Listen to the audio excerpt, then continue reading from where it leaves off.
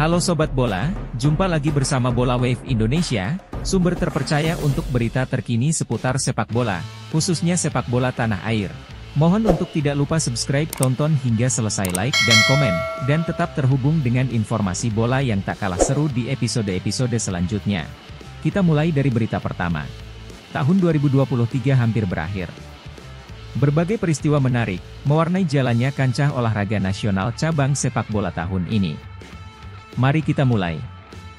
Januari 2023 menyaksikan Indonesia kembali gagal meraih trofi Piala AFF setelah kalah agregat 2-0 dari Vietnam di semifinal. Pertandingan di Stadion Gelora Bung Karno berakhir 0-0 di leg 1, 6 Januari 2023, tanpa mampu menggembirakan pendukung. Di leg 2, 9 Januari 2023, di Stadion Maidin, Indonesia kalah 2-0, mengakhiri harapan untuk maju ke final. Sebuah pencapaian yang lebih buruk dari Piala AFF 2020. Pada Februari, fokus PSSI dan kepelatihan tertuju pada Timnas U20 yang bersiap untuk Piala Asia U20 2023 di Uzbekistan. Mereka menggelar turnamen mini sebagai uji coba dengan kehadiran Fiji, Selandia Baru, tim Oseania, dan Guatemala, yang semuanya merupakan peserta Piala Dunia U20 2023 Indonesia sebelumnya yang dipindahkan ke Argentina. Hasilnya kurang memuaskan. Timnas Indonesia U20 hanya mampu meraih kemenangan atas Fiji dengan skor 4-0, sementara kalah 2 kali dari Selandia Baru, 1-2, dan Guatemala, 1-0. Meskipun hasilnya kurang positif, secara teknis, pengalaman ini menjadi berharga untuk persiapan menuju turnamen sesungguhnya. Erik resmi menjadi Ketua Umum periode 2023 hingga 2027 dalam Kongres Luar Biasa, KLB, PSSI yang digelar pada Kamis, 16 Februari 2023.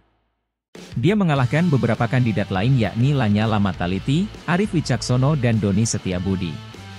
Pada bulan Maret, Timnas U20 setelah menjalani uji coba di turnamen mini, berangkat ke Uzbekistan untuk Piala Asia U20 2023. Terlibat dalam grup yang cukup sengit dengan Uzbekistan sebagai tuan rumah, Irak, dan Suriah, Indonesia memberikan persaingan yang kuat. Meskipun demikian, meski berhasil meraih 4 poin, Indonesia tidak berhasil melaju ke perempat final karena kalah selisih gol dari Irak. Meski sama-sama mengumpulkan 4 poin, Irak memiliki selisih gol yang lebih baik, sehingga Indonesia harus tersingkir.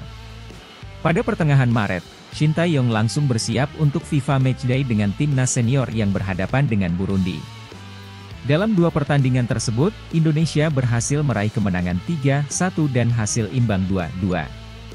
Hasil positif melawan Burundi serta pencapaian di Piala AFF 2022 membuat peringkat FIFA Indonesia naik 1 peringkat menjadi peringkat 150. Hal ini merupakan kembalinya Indonesia ke peringkat 150 besar dunia setelah 11 tahun. Namun, akhir Maret ditutup dengan kabar buruk karena FIFA membatalkan penyelenggaraan Piala Dunia U20 2023 di Indonesia, memindahkannya ke Argentina. Keputusan ini diambil karena penolakan kepesertaan Israel, yang menyebabkan perubahan lokasi penyelenggaraan turnamen. Kabar ini menjadi pukulan bagi PSSI, pemain Timnas U20, dan penggemar sepak bola di tanah air. Pada bulan April, Timnas Putri, Garuda Pertiwi, berpartisipasi dalam kualifikasi Olimpiade 2024 Paris. Mereka tergabung dalam grup F bersama Cina Taipei dan Lebanon. Namun, sayangnya, Garuda Pertiwi tidak berhasil melangkah ke babak kedua kualifikasi setelah mengalami kekalahan 0-5 dari Lebanon pada tanggal 8 April 2023 dan kekalahan 0-4 dari Cina Taipei pada tanggal 11 April 2023. Di ranah Liga Domestik, PSM Makassar tampil sebagai juara Liga 1 Indonesia 2022-2023. Mereka berhasil mengumpulkan total 75 poin, unggul jauh dari Persija Jakarta dengan selisih 9 poin. Ini merupakan gelar kedua bagi PSM Makassar di era Liga Indonesia, sebuah pencapaian yang membanggakan bagi klub tersebut. Bulan Mei membawa kegembiraan bagi pecinta sepak bola di Indonesia. PSSI berhasil menambah koleksi medali juara melalui prestasi Timnas Indonesia U22 yang dilatih oleh Indra Syafri. Mereka meraih medali emas SEA Games 2023 di Kamboja, sesuatu yang telah lama dinanti-nantikan oleh pemain Indonesia. Terakhir kali Indonesia meraih medali emas SEA Games adalah pada tahun 1991 di Filipina. Di partai final pada tanggal 16 Mei, Indonesia berhasil menaklukkan Thailand dengan skor meyakinkan 5-2. Kemenangan ini menjadi pencapaian yang luar biasa. Dan Kamboja kembali menjadi tempat yang membawa keberuntungan bagi Indonesia. Sebelumnya, pada tahun 2019, Indonesia juga meraih gelar juara Piala AFF U23, juga bersama Indra Syafri, yang memberikan kontribusi signifikan untuk prestasi sepak bola Indonesia. Selain prestasi sepak bola, Mei juga menjadi momen di mana Rafael Struijk dan Ivar Jenner menjadi nama-nama pemain keturunan terbaru yang menjadi warga negara Indonesia. Keduanya menjalani sumpah di kantor wilayah, Kanwil, Kemenkumham, Jakarta, pada tanggal 22 Mei 2023. Ini merupakan langkah penting dalam menambah keberagaman dalam tim sepak bola Indonesia. Pertandingan Timnas Indonesia melawan sang juara Piala Dunia 2022 menjadi sorotan pada bulan Juni. Berlangsung di Stadion Gelora Bung Karno pada tanggal 19 Juni 2023, pertandingan itu mengejutkan dengan hasil akhir 2-0 untuk lawan. Banyak yang memprediksi bahwa Timnas Indonesia akan menjadi penyumbang gol, namun hasilnya berbeda dari ekspektasi. Meski ada upaya besar untuk mendatangkan Timnas Argentina dengan biaya lebih dari 60 miliar rupiah, Lionel Messi, mega bintang mereka, tidak ikut dalam skuad. Kehadirannya yang dinanti-nantikan ternyata tidak terwujud. Selain melawan Argentina, pada FIFA Matchday Juni, Indonesia juga bermain melawan Palestina, 14-6, di Stadion Gelora Bung Tomo Surabaya dan pertandingan tersebut berakhir imbang 0-0. Beberapa hari setelah FIFA Matchday, FIFA mengumumkan melalui pernyataan resmi pada tanggal 23 Juni bahwa Piala Dunia U17 2023 akan diselenggarakan di Indonesia. Berita ini memberikan semacam penghiburan setelah kegagalan menjadi tuan rumah Piala Dunia U20 2023. Indonesia dipilih untuk menggantikan Peru, yang mengalami kerusakan infrastruktur akibat gempa bumi. Juli menjadi awal Liga 1 Indonesia 2023-2024 dengan laga pembuka mempertemukan Bali United dan PSS Sleman di Stadion Iwayan Dipta, Gianyar, pada Sabtu, 1 Juli 2023. Agustus menjadi bulan yang hampir menciptakan kebanggaan kedua bagi Indonesia di bawah asuhan Indra Syafri. Timnas U23 melaju hingga ke partai puncak Piala AFF U23 2023 di Thailand dengan peluang besar meraih gelar, terutama setelah mengalahkan tuan rumah Thailand 3-1 di babak semifinal. Namun, di final, Indonesia berhadapan dengan Vietnam.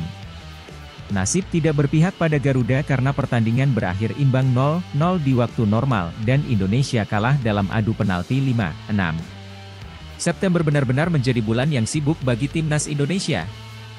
Shin Tae-yong memimpin Timnas U23 Indonesia di kualifikasi Piala Asia U23 2024, yang berlangsung dari 6 hingga 12 September 2023.